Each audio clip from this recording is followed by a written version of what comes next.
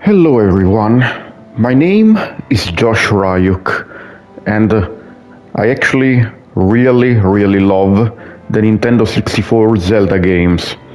In fact, I would say that they are probably my favorite games in the Zelda franchise. I think that every game that came after the Ocarina of Time and the Majora's Mask, they have been very flawed, but I think these two games are as close as possible, as perfect as they can be. And I love these games so much that a few years ago, I recreated the Hyrule Ocarina of Time map in Minecraft, which you should be seeing on your screen right now. And I also remade the Zelda Majora's Mask map. I'm going to be ranking all the dungeons in the Zelda Ocarina of Time and Zelda Majora's Mask. Yeah, I will be doing both games at the same time. And the footage for this video will actually be the dungeons versions that I made in Minecraft. So I hope you will enjoy this video. This will be pretty fun. So let's get started. Inside the Deku tree is the first dungeon of Ocarina of Time. Kinda the tutorial dungeon of the game. And I think this dungeon is really fucking good. Like, it's really good. Like, it's one of the best tutorials in a game ever. Because usually in other games, tutorial dungeons are really boring. Like, you get hand-holded the entire way. I'm not talking specifically about Zelda games. Like usual in all video games, the first level is usually very boring because you get like hand-holded every time. And this game, first level or dungeon, the Deku tree, is really good because the game does not hand-hold you almost at all.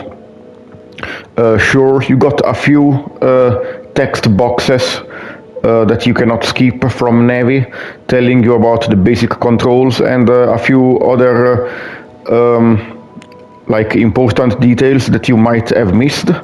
But aside from that, you are on your own. This dungeon is actually really small, but one cool thing they did is that since this dungeon is a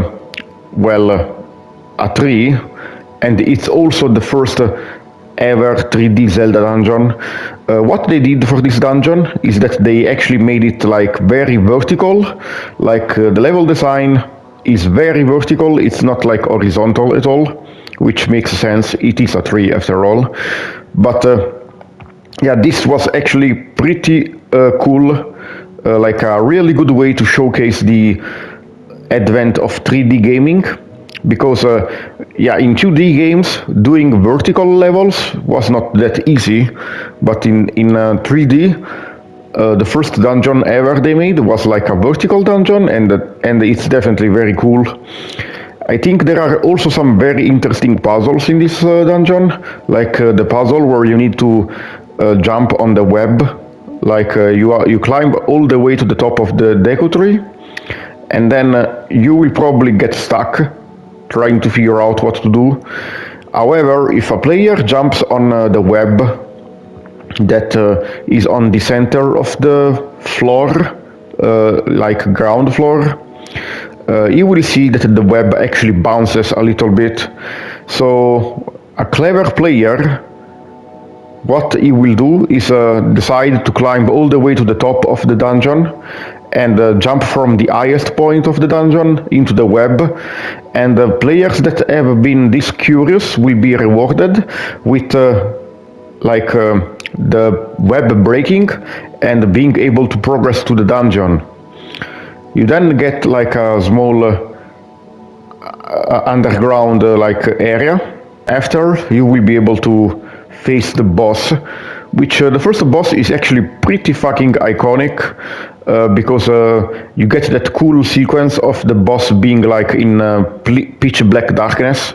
You can only see its shiny eye, and you need to look at it before the boss descends into the darkness and will actually face you. Yeah, that is a very iconic sequence. And because of that, yeah, this dungeon I think is really good because it's yeah, it is very easy and short because it's the tutorial dungeon, but it does not hold your hand that much. You still have quite a few puzzles that you need to figure out for yourself, and the atmosphere is really fucking good. Great soundtrack. The dungeon looks really fucking good. So what I would give this dungeon as a ranking is definitely an A rank. Really fucking good dungeon. And since this was actually the first 3D Zelda dungeon, this was actually the first dungeon that they made really good looking. Because if you actually played the 2D Zelda games, like the ones that came before this game, A Link to the Past and I guess Link's Awakening, yeah, and the NES Zelda games, I guess. Yeah, in those games, the dungeons were basically, they all looked the same. The only thing that changed was like the color of the walls.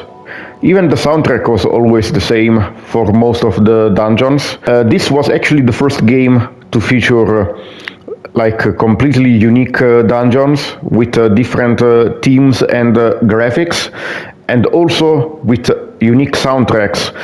Yeah, because I tell you guys, when I played the A Link to the Past game, man, the soundtrack got old fast, because every dungeon had the same fucking soundtrack.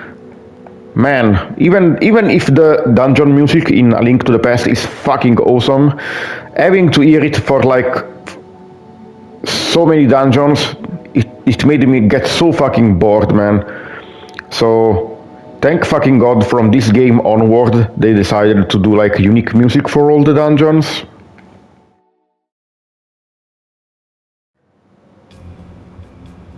Dodongo's Cavern is the second dungeon of Ocarina of Time, and it's definitely a step up in complexity compared to the Deku tree.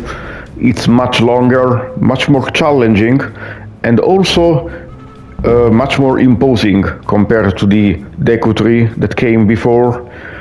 Yeah, this dungeon is really good, I think. It's a really good step up in difficulty. It's actually very long. Like, I find the length of this dungeon to be very satisfying, because you have like 2 halves of the dungeon you need to complete, and then you actually have the central area inside the mouth of the skeleton. And I honestly really love the atmosphere of this dungeon. The music track in this dungeon is amazing. I really love it. Very atmospheric.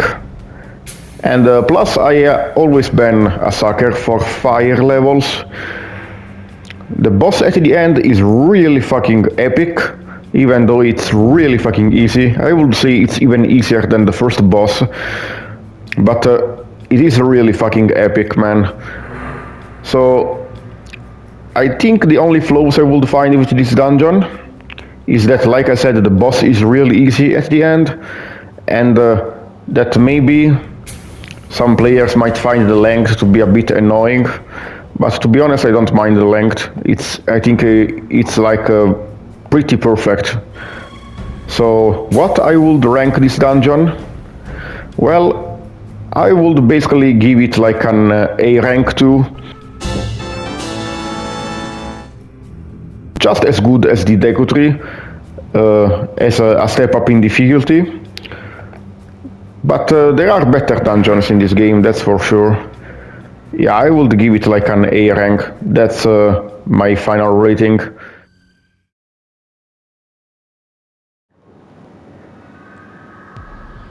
Inside Jabu-Jabu's belly is actually the only dungeon that I did not remake in Minecraft. Yeah, I did not remake this dungeon in my map, so I don't actually have footage of this dungeon. So let me show you guys Zora's Domain areas. But yeah, this is actually the third dungeon in the game, and I think that this dungeon is actually one that I would say it's much weaker than both Dodongo's Cavern and the Deku tree. And why I say this is because, first of all, this dungeon is really freaking short. Like, you can complete it so fucking quickly once you figure out where you need to go. The only reason some people find it to be a bit long is because it's pretty easy to not figure out what you need to do. Because basically what you need to do is you need to destroy the tentacle, and then you need to go down the hole in the central room. And once you do that, like the rest of the dungeon is really linear, and the dungeon is basically over. Like that is literally the only difficult puzzle in the entire dungeon. There's also like a lot of rooms in this dungeon that are like completely useless for some reason. Like there are a lot of optional rooms that basically contain nothing. Yeah, sometimes they don't even contain Skulltulas or something. Like there's one room that the only thing that is inside is like a Deku scrub, which I guess would be useful if you lose your shield or something. But yeah, this dungeon has got a pretty weird layout.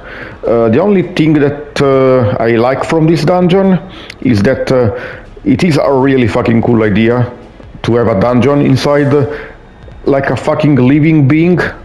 Well, I guess the tree was also a living being, but you know, like a dungeon inside of a fish, that is a really fucking cool idea. Even though it does look kinda gross, honestly. I would say that like if you don't have like a lot of stomach, yeah, you might find this dungeon to be very disgusting, which I also find it pretty disgusting. Although like I said, it is really fucking cool. And the soundtrack for this dungeon is also like one of the least memorable tracks in the entire game, I would say. So I honestly, in good faith, I cannot give this dungeon like a very high score. Like I think the boss at the end is fucking awesome. I think Bernid is actually one of the best bosses in the entire game. However, the dungeon is really short and there's barely any puzzles in it. And the few puzzles that are there are so fucking annoying because like there are like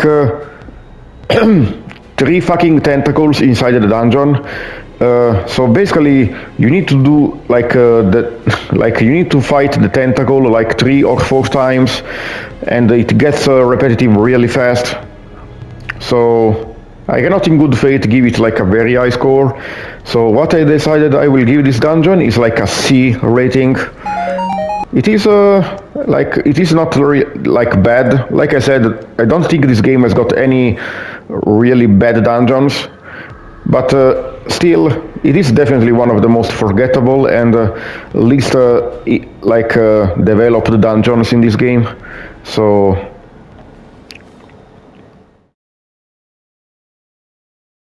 once you finish the first 3 dungeons, you will become Adult Link, and the difficulty of the dungeons will be much higher from now on.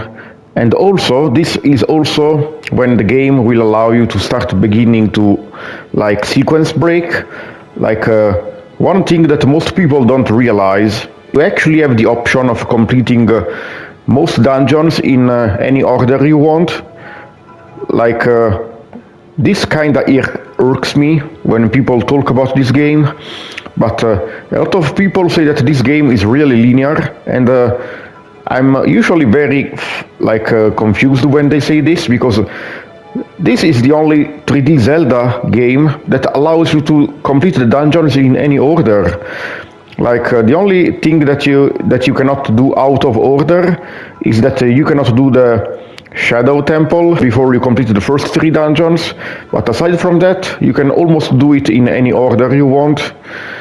I think you need the bow to do the Water Temple, but aside from that, you can do Fire and Forest in any order.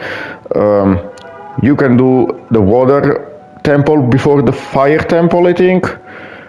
And yeah, you can do Shadow and Spirit in any order as well. So I'm very confused why people say that this is linear. Like, why are you guys saying that? But well, let's actually start rating the Forest Temple. The Forest Temple is the fourth dungeon in the Zelda Ocarina of Time, and this dungeon is top fucking tier. They really cooked well with this dungeon. First of all, the dungeon looks fucking awesome. It looks dark as fuck. It has got a really good atmosphere. It's very scary looking. Like, it's a mansion full of ghosts in the forest. How fucking cool, how fucking cooler than that can it be? Like, I'm a huge horror games fan, so having a dungeon that is this scary is pretty fucking awesome, in my opinion. Like, the atmosphere is unmatched. I think this dungeon has got the best atmosphere in the entire game. The soundtrack is absolutely fucking amazing.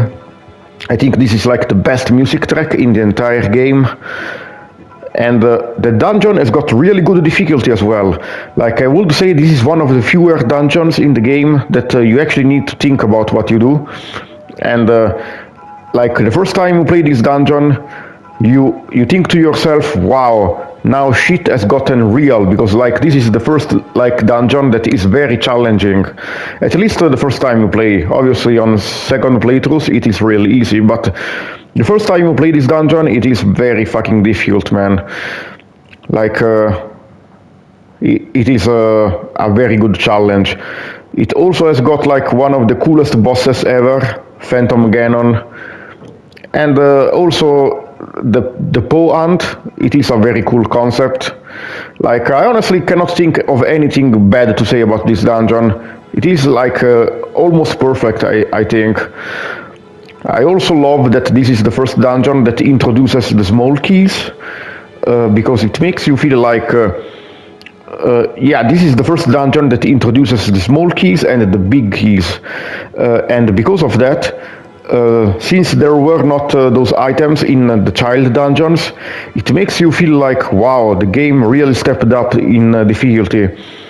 It is a very cool thing that they did, that they only added the keys to the adult dungeons, because it makes the progression of the difficulty of the game feel very cool and earned, you know. So it is with great honor that I award the Forest Temple with my first S rank. This dungeon is top tier. Amazing atmosphere, amazing soundtrack, amazing boss. Like, I honestly think this might be one of the best dungeons in the entire Zelda franchise. So, fuck yes, this dungeon fucking rocks.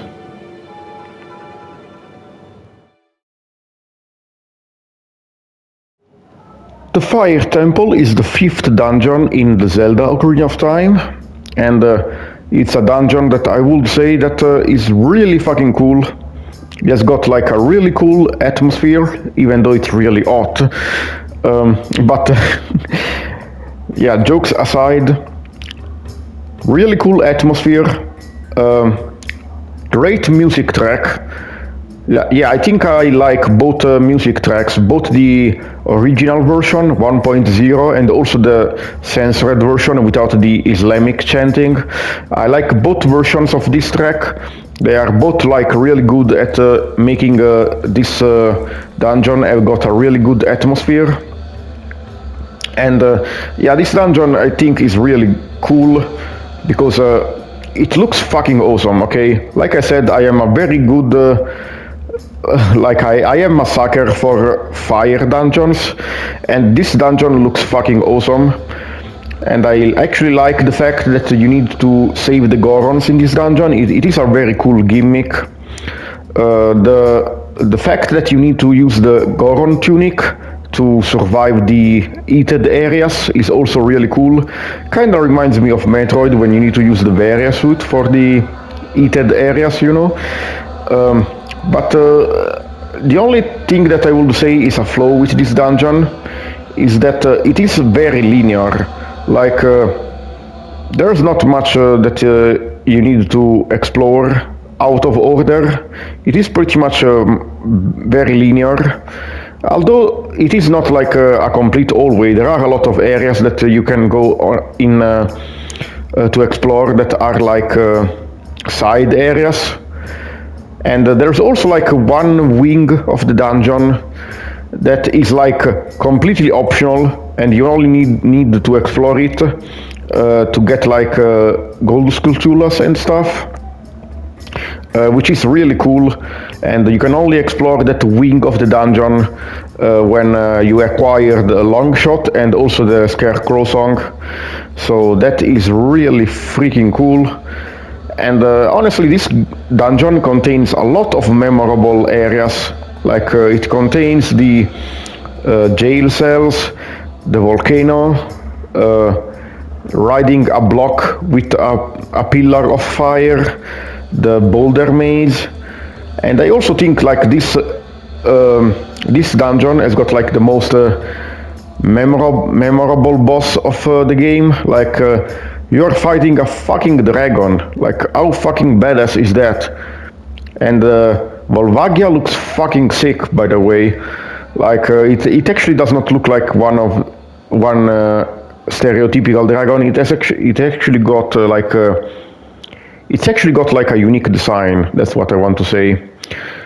So taking all of this into account, but docking some points because it is like I said, very linear, I would give this dungeon like an A rank. Like it is really good, but if it was a bit less linear and also much harder, I would have put this dungeon definitely in the S tier. Like oh, by the way, the hammer is also fucking awesome as a dungeon item. So yeah, A tier.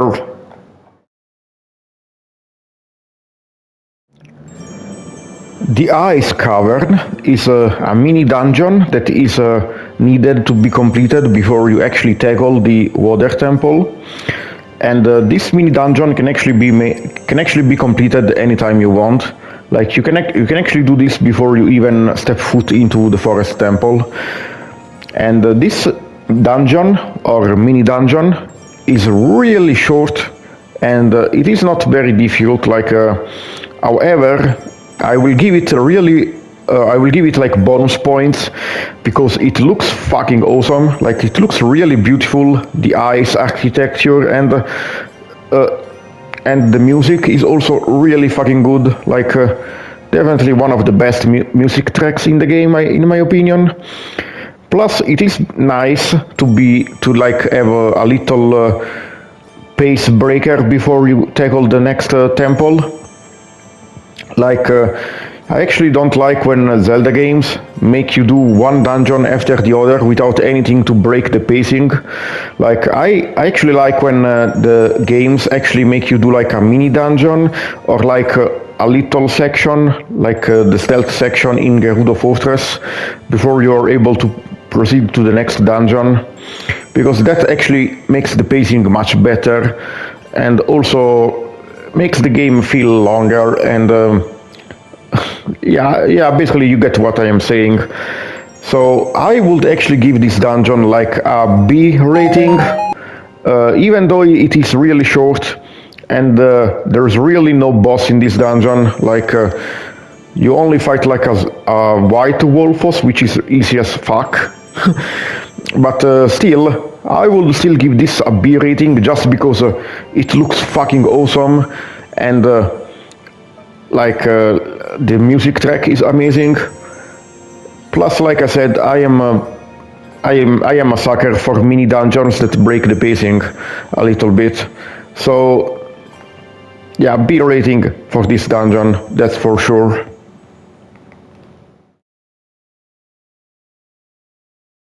Oh my god. The most infamous temple ever in the Zelda series. The Water Temple. What do I think about this temple? Well, this might be a very unpopular opinion. Like, a lot of people fucking hate this temple and like always put it like on the lowest score possible. Yeah, I actually saw like a lot of tier lists like give this dungeon like a B or C rank because they fucking ate it. It's like because it is very difficult, don't get me wrong. But guys, have you watched any videos on my channel? You know how much fucking I love difficult shit in games. And this dungeon is awesome. Like, I honestly think that this dungeon is an S rank. Like, I think this is like the best dungeon in the entire game. And I am not joking. Like, I love that this dungeon is like the only dungeon in the game that has actually got a gimmick that ties into 3D gaming so fucking well. The fact that this dungeon is mostly vertical and you have to manage the water level means that every area in this dungeon matters, both vertical and horizontal. You have to pay attention to everything at all times and remember the location of every room, every key. Like that is why most people struggle with this dungeon, because if you have bad memory, this dungeon must be a nightmare for you. But I think this dungeon is not that bad. Like, for example, the area where you meet Gerudo for the first time, there's like 2 torches in front of that hallway. So you always remember where it is if you pay attention. There was no need to add, those colored walls in the 3DS remake because there were torches in front of this hallway already. So I don't know why they even bothered. And you need to pay attention to little details to remember where to go because this dungeon is very confusing.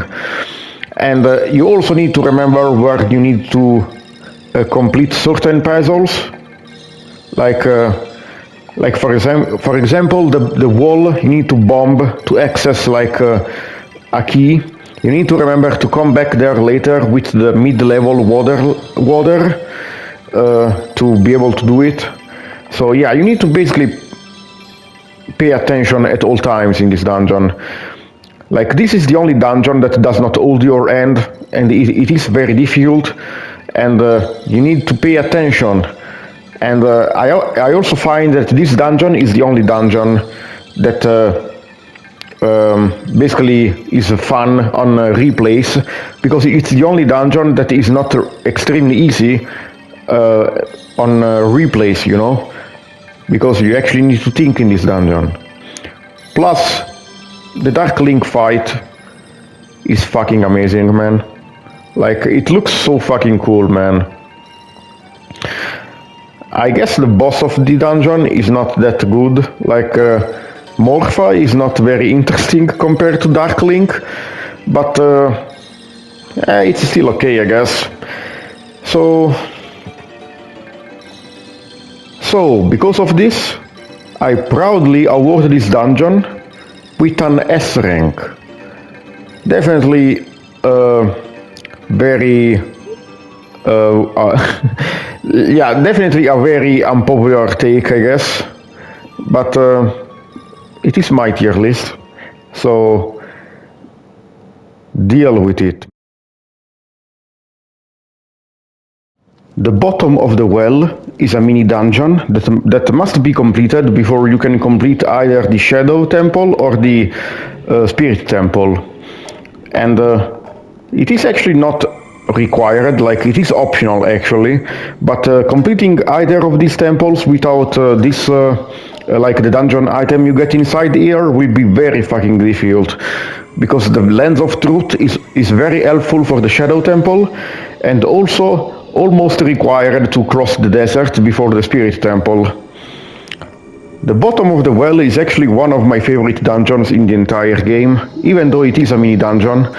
It is like extremely short.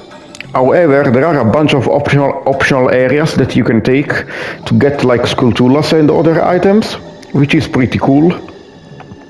Like if you want, you can complete this dungeon like almost immediately after entering it, if you just want to go for the Lens of Truth. But if you want all the optional goodies, there is like a lot of areas that you can explore. The atmosphere of this dungeon is creepy as fuck, great atmosphere, incredible music track, and the fact that you need to play this dungeon as Child Link is also very cool, because it actually makes the dungeon even scarier, because the Child Link is much weaker than Adult Link, so this makes the dungeon even scarier, I think. Plus, it is pretty cool that this is the only dungeon, like one of the few dungeons, that actually uses the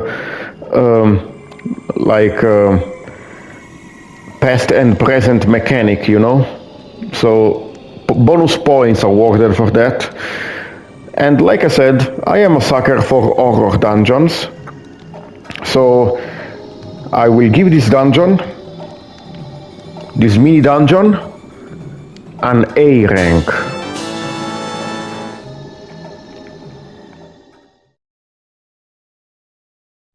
The Shadow Temple is the dungeon that is after the Water Temple, and also usually requires completing the bottom of the well, unless you want to torture yourself while completing it.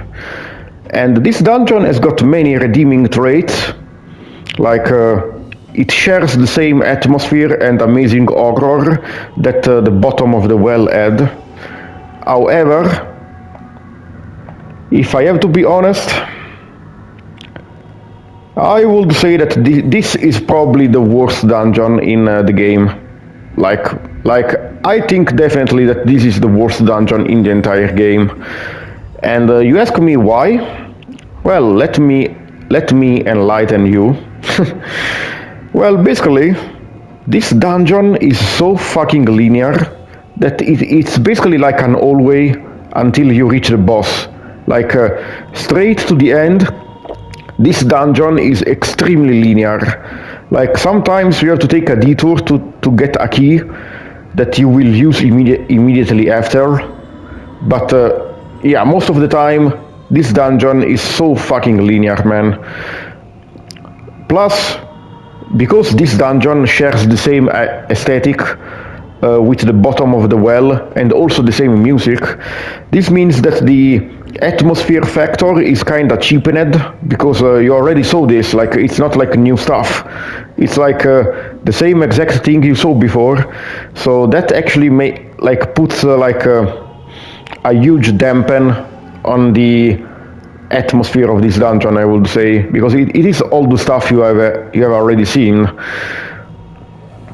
And I also think that the dungeon item for this dungeon, it is pretty cool, but it's also very uninteresting. Just an item that allows you to jump a little faster, I guess. And yeah, this dungeon is way too simple, man. Like, it is like a straight hallway with no surprises, nothing to spice it up, I think. The only part that is kinda cool is the part with the boat, I guess, like near the very end. But it's really fucking linear, man. Like, this dungeon puts me to sleep because of how easy and linear it is. And I guess you could say it is carried hard by the atmosphere and the music, but like I said, the bottom of the well did it first, so that kinda cheapens everything. So, because of this, I have to unfortunately give this dungeon a D rank. Yeah, I know, it's very harsh. But like I said, I don't actually think this is like a bad dungeon or anything. It is just the weakest dungeon in Ocarina of Time. That's for fucking sure. Like, I did not place an E rank in the tier list, because I don't think there are any truly bad dungeons in this game, but this dungeon is too fucking easy and linear. Like, I cannot place it in any good rank in any capacity. The Gerudo Training Ground is an optional dungeon that you can complete when you are basically almost done with the game. You need to use every dungeon item you acquired during your adventure to complete this dungeon, and once you do, you will be able to acquire a really cool optional reward, the ice arrows. I think this mini dungeon or challenge gauntlet is really fucking cool, and I wish more games did this. The closest thing I can think of is like that dungeon like in Twilight Princess where you fought like enemies in every floor. Although to be honest that was not nearly as interesting because it was all combat, no puzzles. Yeah, I wish more games did this because it's really cool to have like an optional dungeon where you can test all the skills you learned and actually get a really cool optional reward. And I will actually place this dungeon or mini dungeon in the A tier. No, actually I think a B tier would be more fitting. And the reason why I place it in B tier is because the ice arrows, while being really fucking cool, they are also almost completely useless. Like the ice arrows in Ocarina of Time, because you get them so fucking late into the game, and they also cannot freeze water. They can only freeze like a few bosses like Bongo Bongo and other enemies. The only thing you can use the ice arrows for is that they actually deal the most damage out of all the elemental arrows. So you can kinda use them as like a ranged Big Goron sword. But by the point you get them into the game, you really don't need them. Like they are completely useless. So they are definitely a cool reward. Like a much better reward than the fucking shit you get for the 100 golden sculptures. But yeah, they are just cool. Like practically they are fucking useless. So that's why I will place this dungeon in B tier, because if the dungeon item was more useful, I would have definitely given it like a better score.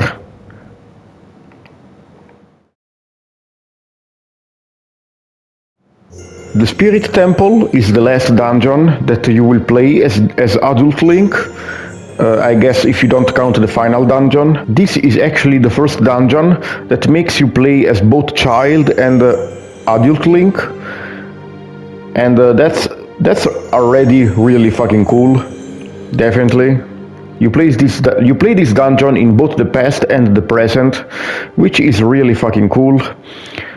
But to be honest, aside from the amazing music track and the awesome atmosphere, this dungeon is kinda underwhelming because it is really easy, and I don't think the gimmick of playing this dungeon as both child and adult Link is utilized to its fullest, because there's never any time where you need to backtrack to the other half of the dungeon, the child side or the adult side. Like it just means that you do this dungeon with both adult and child Link, but the two halves of the dungeon are almost separate. They don't really interconnect. So I would say that this is like an A tier dungeon. Like if the gimmick of being both child and adult was utilized better, and if this was like a bit more difficult, because it is kinda easy for a final dungeon, I would have given it an S rank for sure, because like this dungeon does so many things right.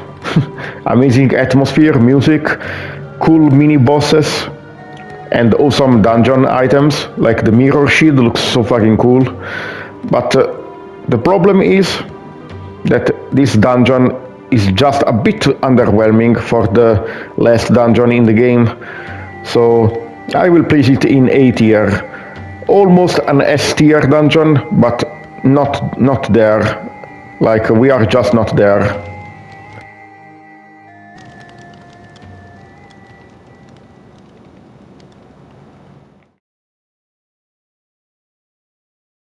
The final dungeon for Ocarina of Time is the Ganon's Tower, which I did not actually remake in this map. So I will use some footage from the nether to do this. Ganon's Tower is the final dungeon of Ocarina of Time, and I think it's like one of the best ending dungeons for any game ever, because this is a dungeon that makes you utilize every item you used during your adventure. It tests you for every challenge you did in the game, and it is very cool that there is like dedicated areas for every temple of the game that you need to basically complete before you're able to ascend the tower. Like, I think it's a really good final dungeon, and I wish other Zelda games also had such good final dungeons, because I found that some other Zelda games have like very underwhelming ending dungeons. Like, I did not really like the final dungeon for Twilight Princess that much, even though it was like a cool idea to use Hyrule Castle as the final dungeon. But aside from that, yeah, I think this dungeon is a solid A tier. Like, there's nothing wrong with it. It is really fucking good. And we finally get to Zelda's Majora's Mask. We ranked every dungeon in Ocarina of Time. It's time to move on to Majora's Mask. There's only 4 dungeons, and I guess if you count Ikana Castle and Pirate Fortress, there are 2 mini dungeons. Although I don't really count them this time, because they are so short that they are barely considered dungeons. Plus, I did not count the Gerudo Fortress in Ocarina of Time. Well, maybe I should actually count Ikana Castle as a mini dungeon. Yeah, because I did not count the Gerudo Fortress and the Pirate Fortress as mini dungeons, because they are not really dungeons. You mostly do sneaking around there. But yeah, maybe Ikana Castle would classify as a mini dungeon. Anyway, let's start this ranking with the Woodfall Temple. The Woodfall Temple is the first dungeon of Majora's Mask, and I would say it is a very solid tutorial dungeon. Since this game was made as a direct sequel to Ocarina of Time, this means that the developers actually made the dungeons much harder this time around, because they thought that the only people that would play this game are like players returning from Ocarina of Time. And this was actually an amazing decision, I think, because this actually meant that they made some of the most challenging and memorable dungeons in the entire Zelda franchise. And I think that the Woodfall Temple showcases this perfectly, because it is a tutorial dungeon, but it's also pretty challenging for a first dungeon. Like, this is probably the most challenging dungeon in a Zelda game.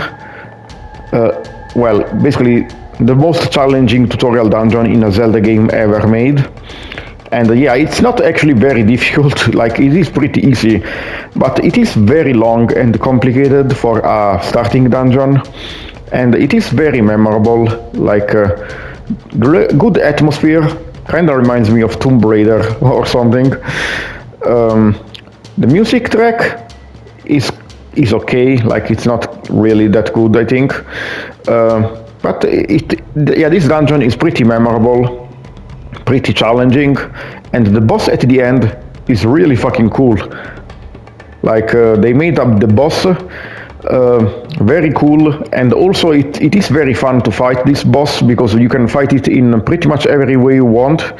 You can use the bow, you can use the Deku nuts with Deku Link. You can just do like a straight sword fight without any items.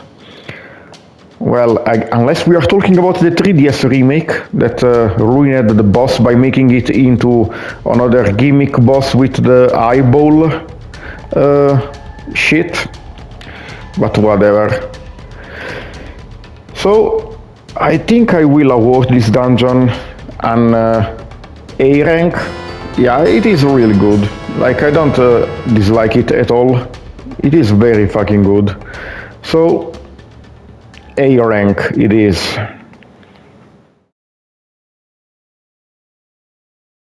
I actually think this might be one of the best temples in the game, actually, because entering this temple is very difficult. Like, entering this temple is a challenge in on itself, because yeah, you need to do a lot of stuff to be able to enter this temple.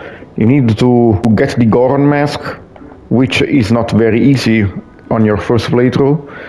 Then you need to find the hot springs and unfreeze like the other hot spring, so you can actually save that Goron elder guy. Then he can teach you one part of the song, which you can use then to learn the entire song. You need to enter the temple, and once you do, you can enter the Snowhead Temple, which is really fucking good. First of all, this temple has got like a really cool music track. Like, I think it's like Ice Cavern 2.0. Like, it is just as good as that music track, but even creepier somehow. Like, they made it much creepier sounding. Second of all, I love that this dungeon is actually not entirely a nice dungeon. Like, there are areas that are full of lava, areas that are full of snow, areas that are full of brick and stone. Like, this dungeon is very, how would I say it? It's not repetitive. Like, it's very diverse in its architecture. Plus, the gimmick of this dungeon, like to climb at the top using the pillar, is very well executed and makes for a very difficult and memorable dungeon. Like, this is really difficult for a second dungeon. Like, you need to really pay attention to where you're going. There are a bunch of rooms that you can go to, and it is so vertical and basically difficult to remember where to go, that yeah, basically this is like the water temple of this game. You need to pay attention to where you're going. And finally, the boss at the end is so fucking cool, man. The boss at the end, actually, this is actually a little story. When I was a kid and I played this boss at the end, this boss scared the shit out of me, and because I was so scared, I basically completed the entire fight by standing on this like entrance area where the boss cannot reach you, and just waited for him to get over here, like when he went in circles, and shoot him with fire arrows. And I did this constantly until he died. That actually made the fight take forever, but just the fact that you can do that if you want is really fucking funny. But yeah, once I realized that you can actually use the Goron mask in this fight became so fucking cool, man. Yeah, because I did not think to use the Goron mask for this fight, because in the other like Zelda games, like Ocarina of Time, you only needed to use the dungeon item for defeating the boss, like the fire arrows. But Majora's Mask actually allows you to use the Zora, the transformation masks to fight the bosses. So you don't actually need to always use the dungeon item necessarily. So that is fucking cool. And chasing the boss around as the Goron makes for one of the like most fun bosses in the entire Zelda franchise. Like, it's so fucking fast-paced and fun.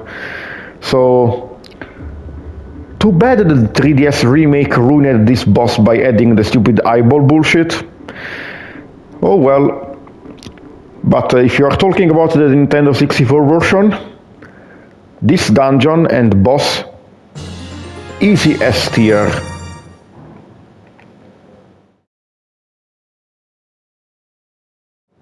The Great Bay Temple is the third dungeon of Majora's Mask, and this is actually a dungeon that most people say that is really fucking difficult, but to be honest, I never found it to be that difficult.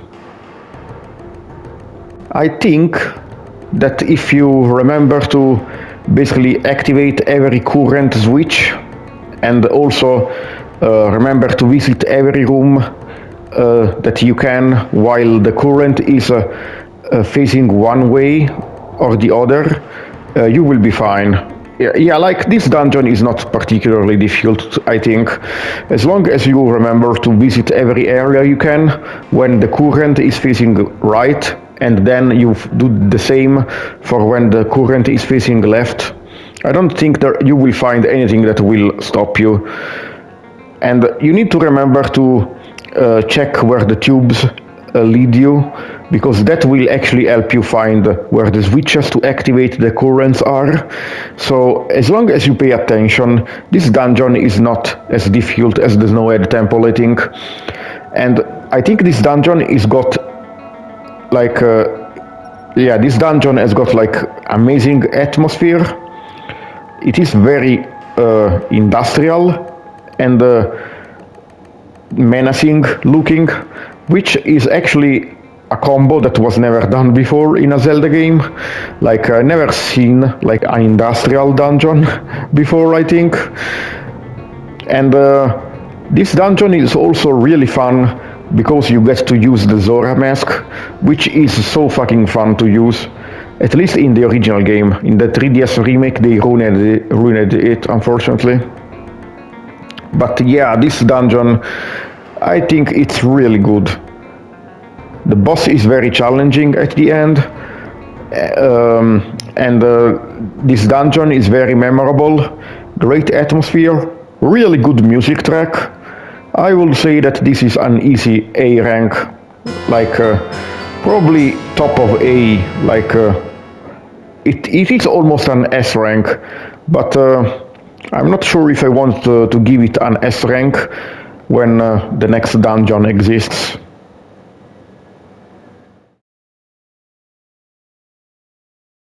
Ikana Castle is a mini dungeon that you need to complete before you can add to the Stone Tower Temple.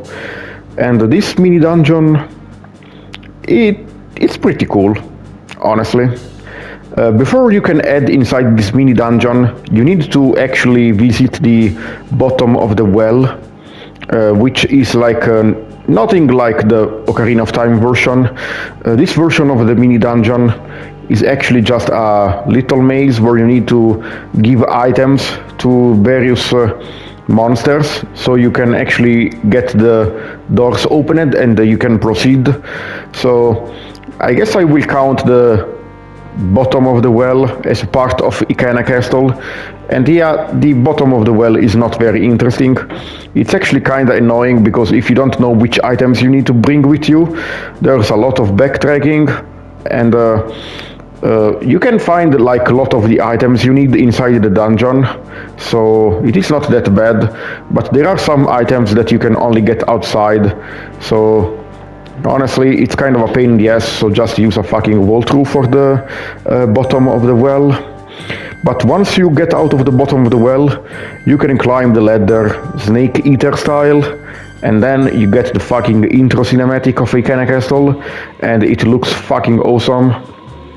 This mini dungeon is actually really short, like you can complete this mini dungeon like really quickly if you know what you're doing, but it is not like very like it's not like that difficult or anything, but it's not a cakewalk either.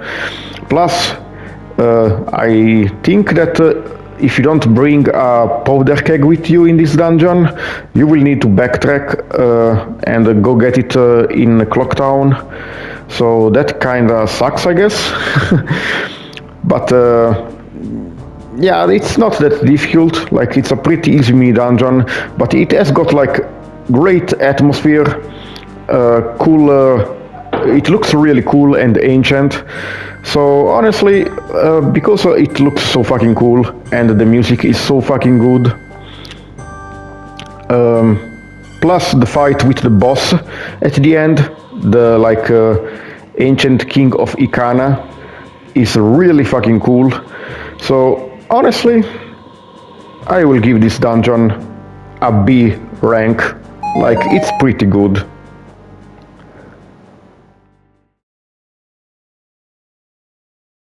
Finally, we arrive at the final dungeon of the Zelda duology.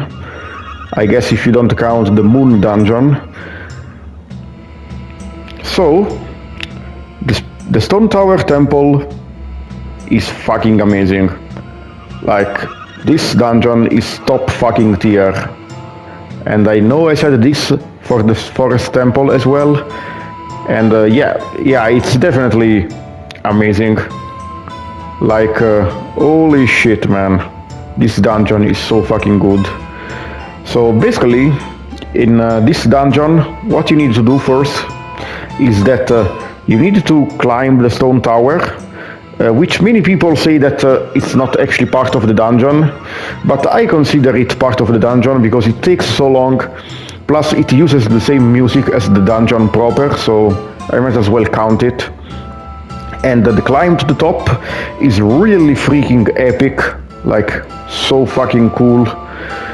It takes a long time and it is a bit annoying because you have to keep playing the song, the Elegy of Emptiness, but it's so fucking epic and the scale of it is so fucking huge that I give it a pass. Like, it's so fucking cool. Then, when you finish climbing everything, you arrive in front of one of the coolest entrances to any temple ever. Like, this shit straight up looks evil as fuck, man. Holy fuck, man. Once you make your way into the temple proper, you begin one of the most memorable temples in the entire Zelda franchise. You enter the temple and it is fucking huge, like the massive scope is breathtaking, and you also see some places that look like they make no sense. Like, why is there like a platform on top of the ceiling there? What the fuck am I supposed to do with that? You see a bunch of rooms and doors that seem to be like on the ceiling and shit. And you are like, what the fuck, man, this is so weird. But you continue exploring the dungeon. The massive scale and the amazing music, the haunted atmosphere, all make for a genuinely amazing dungeon. And this dungeon, as you know, has got a gimmick. Once you finish the first half of the dungeon, the regular side, you will face with the Gero Master. The Gero Master is a very cool mini-boss, even though he is not particularly hard. Once you defeat him, you get the light arrows, which are definitely a very cool item, especially because they were so important to the final boss of Ocarina of Time. Once you get them, you make your way out of the temple again, and you are kinda stumped. What the fuck do I do now? There's nothing else I can do. So you exit the temple, you shoot a light arrow at the red gem outside, and the second part of the temple begins. The inverted side. Now the entire tower is fucking flipped. It looks so fucking insane to see this giant area completely flipped, and you make your way inside the temple again, which now looks even more menacing than before, now that it's flipped. And now, once you enter, everything makes sense. Those platforms you saw on the ceiling They were for the second part of the dungeon, the inverted side. You can see the bottom of the sky at the bottom of this temple. If you fall, you're falling into the sky and you will die. And that weird monument at the start of the dungeon now is flipped and resembles Majora's Mask. And yeah, this dungeon is so fucking cool. The premise is so fucking cool, man. To flip this entire dungeon and have to visit both sides at the same, it feels so fucking organic, you know? Even while I was building this dungeon in Minecraft, it was so fucking cool because I basically built both the ceiling and the floor at the same time in a way that I just had to make Ant-Man flip the dungeon with Amulet, and I got the inverted side immediately without having to build a separate version. Like this dungeon has got such good design, and it is actually not that difficult of a dungeon, even though it's very long, because you can pretty much complete you can basically treat the regular and inverted sides as different halves of the dungeon. You never need to invert the temple again to regulars, like to the regular version, once you get the light arrows. However, and this is a really good thing, if you are looking for all the stray fairies, you will need to switch between regular and inverted version like multiple times. So this dungeon is not annoying because if you are doing only the main story, you don't need to keep switching the dungeon, so it is not that annoying. However, if you want to get 100%, you do need to utilize the gimmick of this dungeon to its fullest. So the boss is also very cool, like the fact that you need to get the giant's mask, and you can basically defeat the boss in two ways. You can either stick to using the bow and arrow with like normal Link, or you can use Giant Link to basically destroy the boss much easier. However, if you don't have a lot of magic, this will prove to be quite difficult. So please remember to get the magic upgrade and also use the green potions if possible. Or the Chateau money, you know. And it's for this reason that I awarded the final dungeon of the Zelda duology on Nintendo 64 an S rank. Fucking amazing, man. Top tier, man.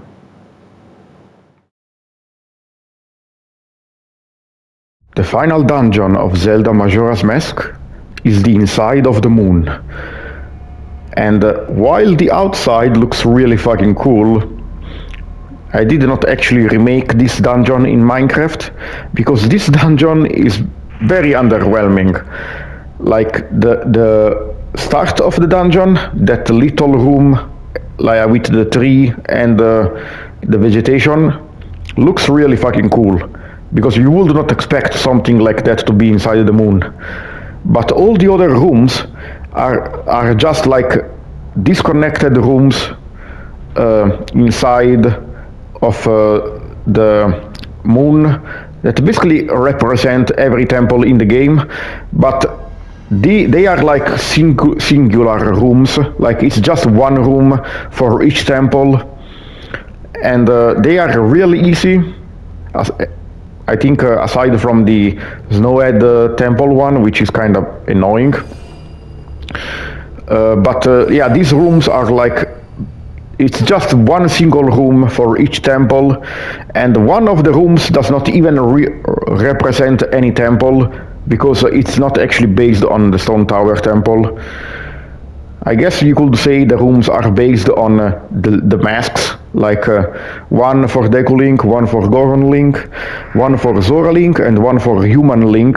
But yeah, honestly, that last room that is not actually based on the Stone Tower Temple is kinda of a missed opportunity.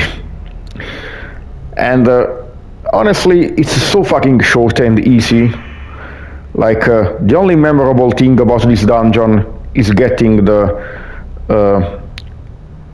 fierce deity mask. And also, I guess, the first room with the tree and the creepy kids. But aside from that, this dungeon is way too short. Like, it's nowhere near as good as Ganon's Tower from Ocarina of Time. At least the final boss is really good. Like, it has got 3 phases, and it is a bit more challenging than most other final bosses in the Zelda series. So it is for that reason that I give the Moon from Majora's Mask a C rating. Like, if it was not for the cool final boss and the first deity mask, this would go in D rank together with the Shadow Temple. But it's just not very interesting, honestly. Pretty lame final dungeon, aside from the first room. And this was the end of my Zelda dungeon tier list for the Nintendo 64 games. I hope you enjoyed, and yeah, I wanted to use my Minecraft maps as footage for this because I thought that would be really cool, especially because I basically remade almost every dungeon in both games. The only ones I did not remake are Jabu-Jabu's Belly and Ganon's Tower. So I guess what I can say is that both games are really good. Like, the only dungeon that I would straight up say is kinda bad is the Shadow Temple. Aside from that, most dungeons are really good, and even the worst dungeons, they are still pretty interesting. So maybe in the future I will do another one of these tier lists for the other Zelda games, which could be interesting because I don't really love the other Zelda games as much as I do with Ocarina of Time and Majora's Mask. But still, we will see in the future. Thank you guys for watching. Please comment, rate, subscribe, all that good as shit. And I will see you guys on my next project. Goodbye, my friends.